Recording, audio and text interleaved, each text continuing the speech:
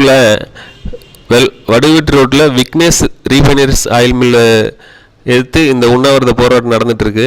இது எதுக்காக இந்த உண்ணாவிரத போராட்டம்னு கேட்டால், அவங்க இந்த ஆயில் மில்காரங்க ரொம்ப வருஷமாக அந்த கழிவு நீரையெல்லாம் வந்து சுத்திகரிப்பு பண்ணாமல் நேரடியாக போரை போட்டு நிலத்தில் இறக்கி விட்டாங்க.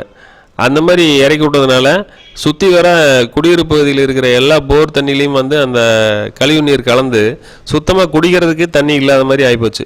குடிக்கிறதுக்கு தான் இல்லாமல் போச்சேன்னு பார்த்தோம்னா, துணி துவைக்கிறதுக்கு குளிக்கிறதுக்கு எந்த வகையிலையும் உபயோகப்படுத்த முடியாமல் போச்சு. முன்னாடி வந்து குளிக்கிறதுக்கெல்லாம் உபயோகப்படுத்துகிறவங்களுக்கு இப்போது தோல் நோய் அந்த மாதிரி சருமத்தில் வர நோய்கள்லாம் நிறைய குழந்தைகளுக்கு பெரியவங்களுக்கு எல்லாம் வர ஆரம்பிச்சிருச்சு.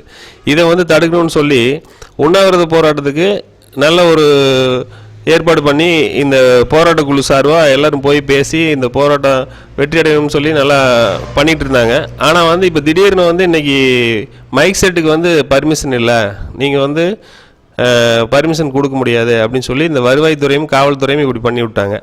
இருந்தும் வந்து இந்த உண்ணாவிரத போராட்டம் நல்லபடியாக வெற்றி வழியாக நடந்துட்டு இருக்குது. இதை வந்து அரசாங்கத்தில் வந்து நல்லபடியாக பார்த்து கண்டிப்பாக அந்த ரீஃபைனரிஸ் ஆலையை மூடணும் அப்படின்னு சொல்லி மக்கள் வந்து தீவிரமாக அந்த போராட்டத்தில் குதிச்சிருக்காங்க. இப்போ இன்றைக்கி வந்து சாதாரணமாக அடையாள உண்ணாவிரதம் ஒரு நாள் நடந்துருக்கு. இதை வந்து இனிமேல் வந்து போராட்டத்தை தீவிரப்படுத்துகிறதா வந்து போராட்டக்குழு முடிவு பண்ணியிருக்காங்க.